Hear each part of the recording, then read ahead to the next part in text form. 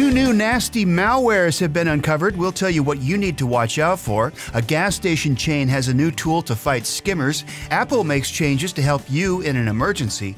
And a fingerprinting padlock is a massive failure. Plus much more in this Tech News Today from Komando.com for Monday, June 18th. Brought to you by our partners at SimpliSafe. Last year alone, the Better Business Bureau received more than 5,000 complaints about alarm companies.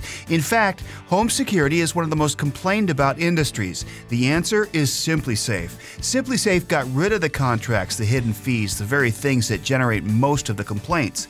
At SimpliSafe, instead of falling back on tricks and fine print to trap customers into renewing overpriced contracts, they work hard to earn your business. When you arm your home with SimpliSafe, you're getting the very best protection, period. Learn more about SimpliSafe today at SimpliSafeKim.com. That's SimpliSafeKim.com. Security researchers have uncovered a nasty malware that's still being developed. It's already attacking in its testing form.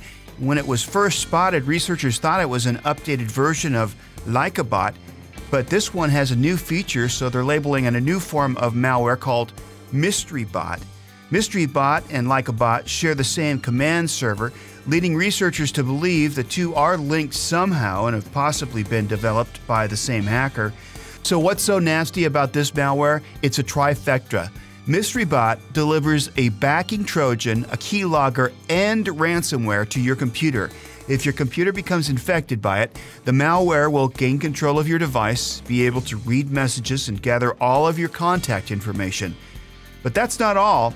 There are also commands included in the malware to steal your emails and remotely start applications on your computer. Researchers say those commands haven't been completely executed yet, which is why they think this malware is still being developed. MysteryBot is targeting Android devices, and it seems to be targeting older versions of Google's operating system, most commonly Google 7 and 8. It infects you by fake bank websites designed to look like the real deal. With the ransomware tool, MysteryBot encrypts your files, stores them in a locked zip drive, then accuses you of watching porn and demands you click a link to get the password and pay for it. So what do you do? Well, first make sure to update your operating system to the latest version. And as always, don't click on unsolicited emails or website links, even if it looks like it's from a company you do business with.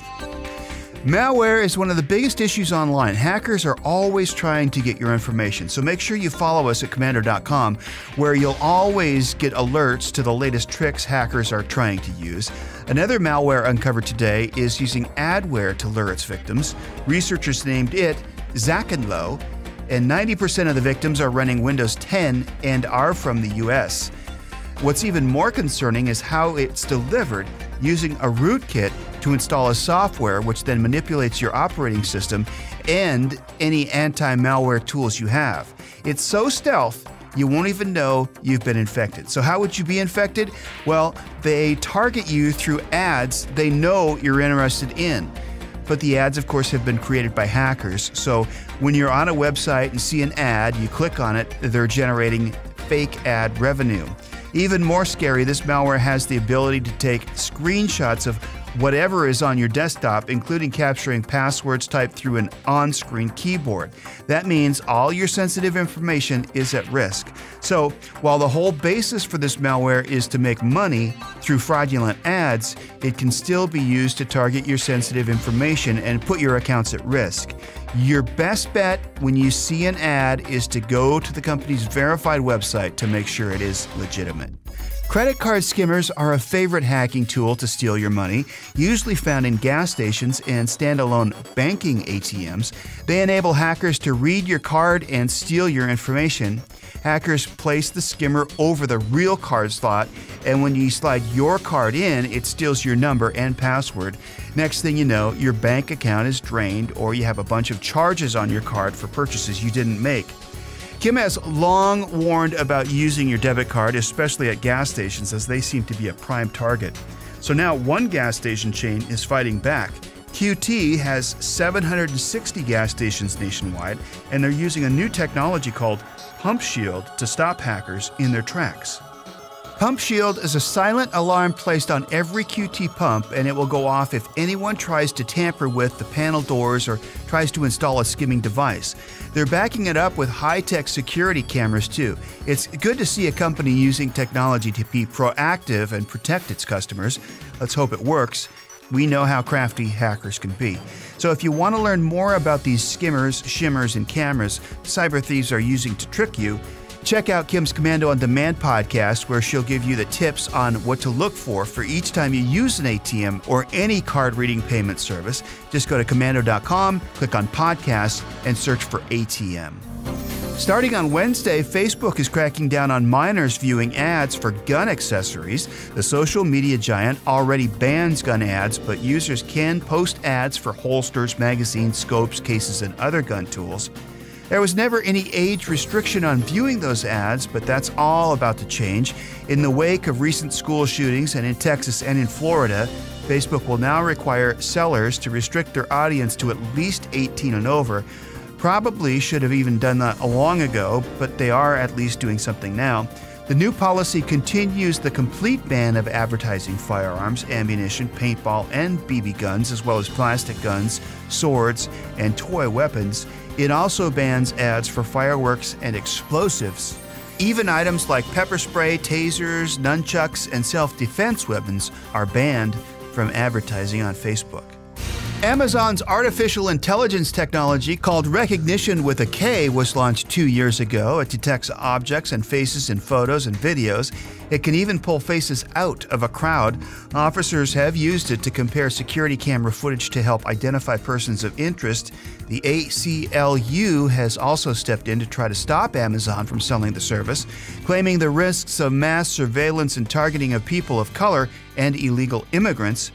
Amazon stands by its Rekognition tool, and it prohibits the use of the service for illegal activities or activities that violate the rights of others. Amazon insists that if it finds a customer abusing the technology, that customer would be suspended from the service. In its argument, Amazon's general manager of artificial intelligence said, and I quote, "The world would be a very different place if we had restricted people from buying computers because it was possible to use that computer to do harm." Law enforcement officials say it's just a tool, and it alone doesn't establish probable cause to arrest a suspect. Recent reports show Amazon's Rekognition tool is now up to 25% more accurate than previous versions, but the accuracy rate is hard to measure. Last week, we told you about the massive mergers of media companies, and this week, 2 cell providers are taking that headline. Today, T-Mobile and Sprint have reached an agreement and are resubmitting the merger applications to the FCC. It's been a long time coming, as the two have been in talks to merge since 2014, but then President Obama raised concerns about antitrust and talks came to a halt. T-Mobile is the 3rd largest cell phone carrier in the United States. Sprint comes in at number 4. If approved, the combined company will boast 126 million customers with a value of $146 billion, which puts it in direct competition with rivals AT&T and Verizon, who take the top 2 spots. The new company would simply be called T-Mobile, with Sprint CEO serving on the board. And here's where T-Mobile stands out. Only the new T-Mobile will have the capacity to deliver real nationwide 5G, and it's already boasting that it will have speeds 15 times faster than it has now. That means for the others to keep up, they'll have to do some heavy investing. T-Mobile's CEO tweeted that the new company will be a force for positive change. But before they pop the champagne, the deal needs to be approved by the Justice Department, who will check it for antitrust violations. According to Reuters, the Justice Department is also interviewing smaller carriers to see how this would impact them. Apple's making a small change that'll have a big impact on your safety.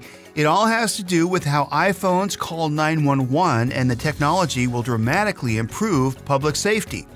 While iPhone users won't see any major differences, behind the scenes will be a whole nother story. Your iPhone will now provide location data from cell phone towers, GPS, and Wi-Fi to the 911 call center through a new internet path. What's that mean? Well, emergency crews will be able to find the caller faster. The old system was made for landlines and used older phone-based data. Finally, it's moving into the 21st century. Apple teamed up with Rapid SOS to get it done. So now when you call 911 from your iPhone location, data narrowed down to 50 meters will go through Rapid SOS dispatch, which passes the information on to local 911 call centers. The new change comes automatically in iOS 12, which is scheduled to be released this fall. Apple says user data cannot be used for any non-emergency purposes. A safety gadget that held so much promise, it's now being called the world's worst smart padlock. It's because a testing company opened the $99 device in just 2 seconds. The padlock was created by Canadian Internet of Things startup TapLock. Everything sounded pretty cool. You simply scan your fingerprint across the Bluetooth-enabled padlock, and your items were secure. What could go wrong? Looks like everything could. The testing company found that the secret code for each lock could be found on the lock's Bluetooth network address. Pen Test Partners, the company behind the testing, said it was like writing your PIN code on the front of your bank card in black and permanent ink. They were able to create an unlock for any TapLock program to open any of the locks in 2 seconds. And it gets worse. One researcher found that once you logged into the TapLock account, you had the authority to open anyone else's padlock as long as you knew their account ID. That means he was able to see personal information from the person's account, including where they last used the padlock. This just sounds like a massive failure. If you do have a TapLock padlock, the company has issued a patch to address the web portal holes. No word yet on whether an app update will be also available. You're up to date on Tech News Today. For the latest breaking tech news, security alerts, tips, and Kim's trusted advice, follow us at Komando.com. And also thanks today to our friends at SimpliSafe. Home security is one of the most complained about industries. The answer is SimpliSafe. SimpliSafe got rid of the contracts, the hidden fees, the very things that generate the most complaints. At SimpliSafe, instead of falling back on tricks and fine print to trap customers into renewing overpriced contracts year after year, they work hard to earn your business. When you arm your home with SimpliSafe, you're getting the best protection, period. Learn more about SimpliSafe today at simplysafekim.com. That's simplysafekim.com.